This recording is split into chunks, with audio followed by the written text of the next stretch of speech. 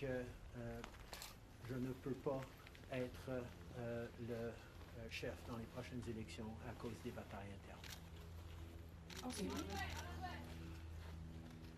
As you all know, I am a fighter, and I am not someone who backs away from a fight, particularly when a fight is as important as this one is. But I have always been driven by my love for Canada, by my desire to serve Canadians, and by what is in the best interests of Canadians. And Canadians deserve a real choice in the next election.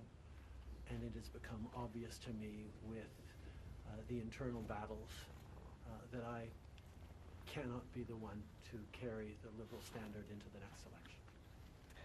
Vous êtes au pouvoir depuis près de 10 ans. Le Canada a changé avec votre gouvernement. S'il y a une réalisation que vous pourriez nommer, dont vous êtes le plus fier, je sais qu'il y en a plusieurs, mais s'il y en a une, et peut-être un regret aussi. En 2015, on a été élus sur une promesse de travailler pour la classe moyenne. Et c'est ce qu'on a pu faire. On a réduit la pauvreté, on a aidé énormément les familles, on a créé une économie qui fonctionne pour bien plus de monde en se préparant pour un avenir et plus numérique et où les changements climatiques vont avoir un plus grand impact. On a fait énormément de travail avec les Canadiens. Le Canada est meilleur à cause du travail que nous avons tous fait au cours des dernières années. Un regret, je continue à penser que si notre système électoral aurait été changé pour que les gens puissent mettre un premier, un deuxième, un troisième choix sur le bulletin, les partis auraient passé plus de temps à regarder les points qu'ils avaient en commun pour être les deuxième ou troisième choix des voteurs plutôt que de voir la polarisation que nous avions. Mais je ne pouvais pas de façon unilatérale changer notre mode de scrutin dans ce pays. Next question. We got elected in 2015 to fight for the middle class, and that's exactly what we've done over the past years. We reduced the taxes, we increased the benefits to families, we made sure the economy was focused on working for everyone and not just a few, and that has changed.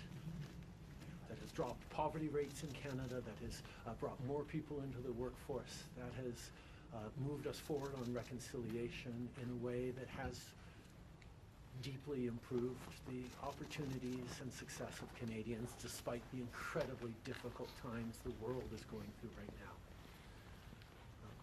There's lots more work to be done, and I know that this party and this country and Canadians will keep doing it.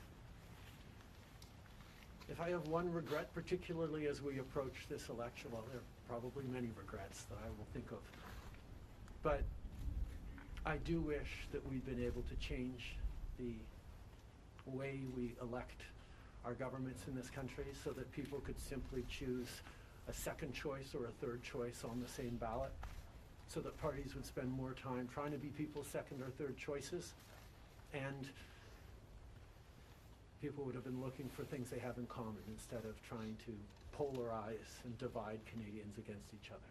I think in this time, figuring out how to pull together and find common ground remains something that is really important for democracies, but I could not change unilaterally without support of other parties our electoral system. That wouldn't have been responsible.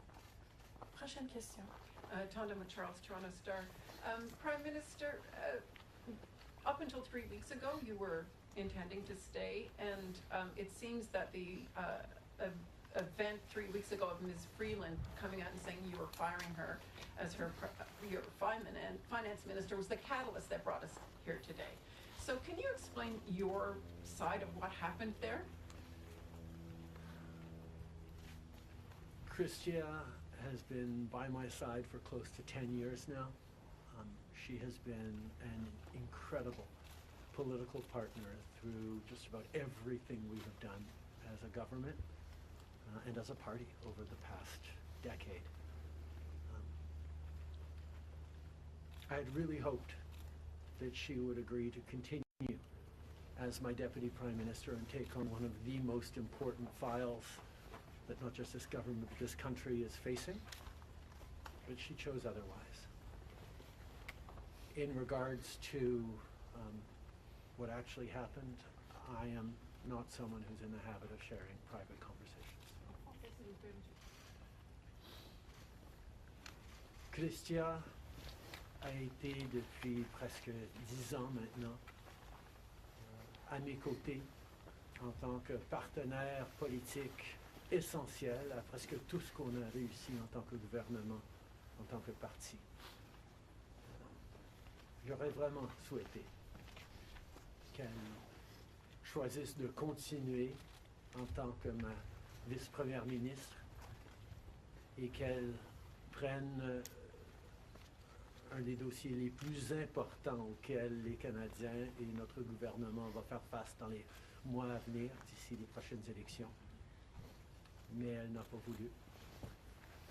Mais par rapport aux détails, je ne suis pas quelqu'un qui partage les détails de conversations privées.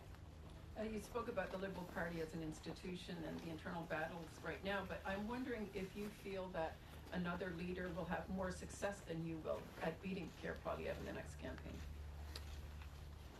Pierre Poilievre's vision for this country is not the right one for Canadians. Stopping the fight against climate change doesn't make sense.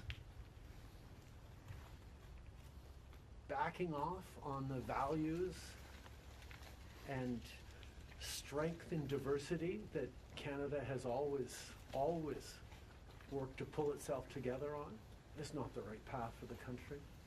Attacking journalists, the CBC institutions, that's not what Canadians need in this moment. We need an ambitious, optimistic view of the future, and Pierre Poilievre is not offering that. And I look forward to the fight as progressives across this country stand up for the kind of vision for a better country that Canadians have always carried, despite the tremendous pressures around the world to think smaller, to veer towards the hard right, and to be less ambitious for what we can be and do as a country when the world really needs Canada. That's not an answer, though. Yes or no? Is there another leader that could beat him? Absolutely. Sur le leader? Oui. Pierre Poilievre. Pierre Poilievre a une vision profondément petite et erronée pour ce pays, si même on accepte qu'il ait une vision, de reculer sur les droits fondamentaux, d'arrêter la défense, la lutte contre les changements climatiques, de ne pas investir dans une économie plus verte, plus inclusive, de toujours chercher des divisions entre les Canadiens plutôt que de rassembler pour faire face à l'avenir de façon optimiste et ambitieuse. C'est pas le bon choix pour les Canadiens. Et j'ai hâte de faire partie, de continuer de faire partie d'un mouvement progressiste qui va envisager un avenir meilleur pour les Canadiens sur l'optimisme et le travail que les Canadiens ont toujours fait pour bâtir un monde meilleur. Next question. Hélène Buzetti, les cours d'information. Bonjour, M. Trudeau. Il y a 16 ans, en décembre 2008, Stephen Harper a rejeté le Parlement pour s'éviter un vote de confiance qu'il savait qu'il allait perdre parce que les 3 partis d'opposition allaient voter contre lui. Exactement comme la situation dans laquelle vous vous trouvez aujourd'hui.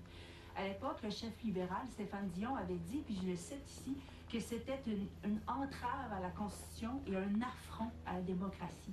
Alors, j'aimerais savoir pourquoi ce qui était mauvais pour les conservateurs de Stephen Harper devrait être bon pour les libéraux de Justin Trudeau.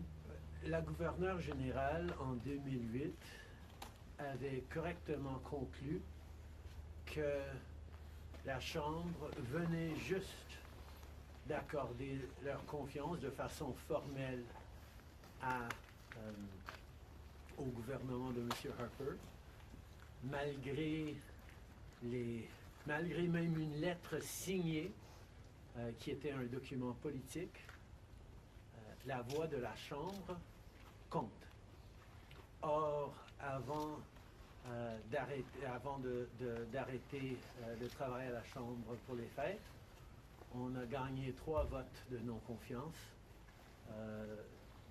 3 votes de confiance, et nous allons devoir retester la confiance de la Chambre dès le mois de mars pour passer les éléments budgétaires nécessaires pour faire fonctionner le gouvernement. In 2008, the Governor General correctly concluded that because the very last times in the previous weeks that the confidence of the House had been tested, it had passed that confidence test. Stephen Harper continued to have the confidence of the House, and it actually would bear out because as soon as they came back from the prorogation, Stephen Harper won a confidence vote once again. So a political document or political speeches doesn't carry the kind of weight that winning a confidence vote means. But this prorogation will take us only into March, and there will be confidence votes in March in the passing of supply that will allow Parliament to weigh in on confidence in a way that is entirely in keeping with all the principles of democracy and the workings of our strong institutions. Mais avec respect, M. Trudeau, y a-t-il pas quelque chose un peu antidémocratique de suspendre la possibilité du Parlement d'exprimer sa non-confiance le temps que votre parti se cherche un sauveur? Est-ce qu'il ne devrait pas plutôt juste se référer aux électeurs et de déclencher dès maintenant une élection?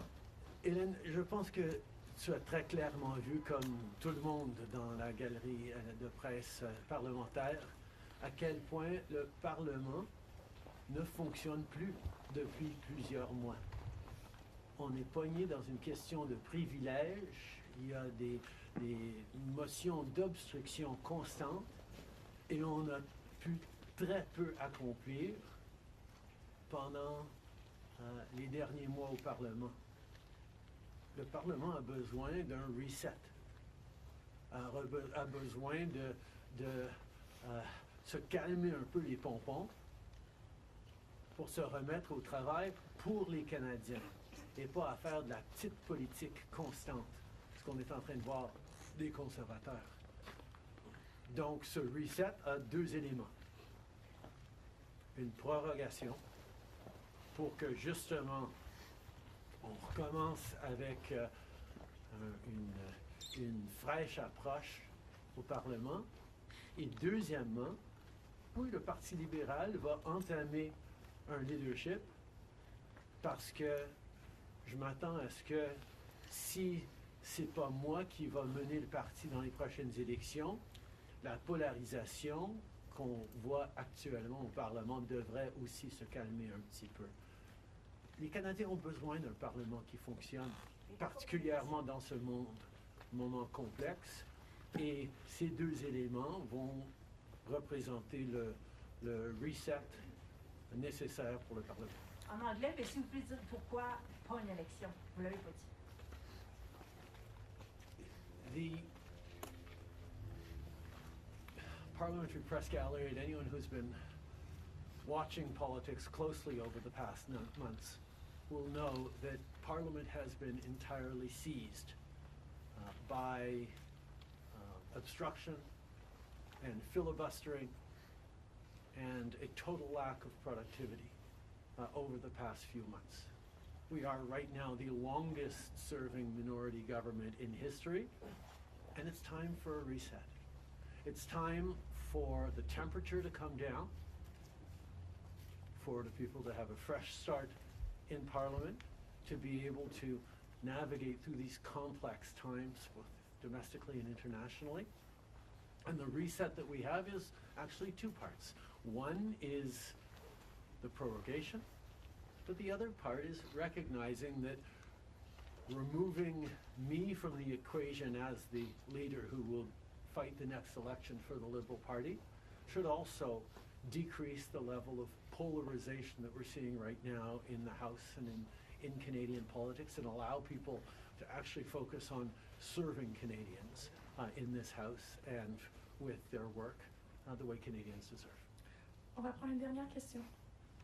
Good morning, Prime Minister. Stephanie Taylor with the National Post. Given, as you just said, there's going to be confidence votes in March, opposition parties have said they are prepared to bring down your government. What kind of chances do you think you are leaving to your successor, given that there will only be mere weeks for them to introduce themselves to Canadians before heading into an election, potentially? I have a tremendous amount of confidence in both Canadians and in parliamentarians' interest in serving Canadians in the right way.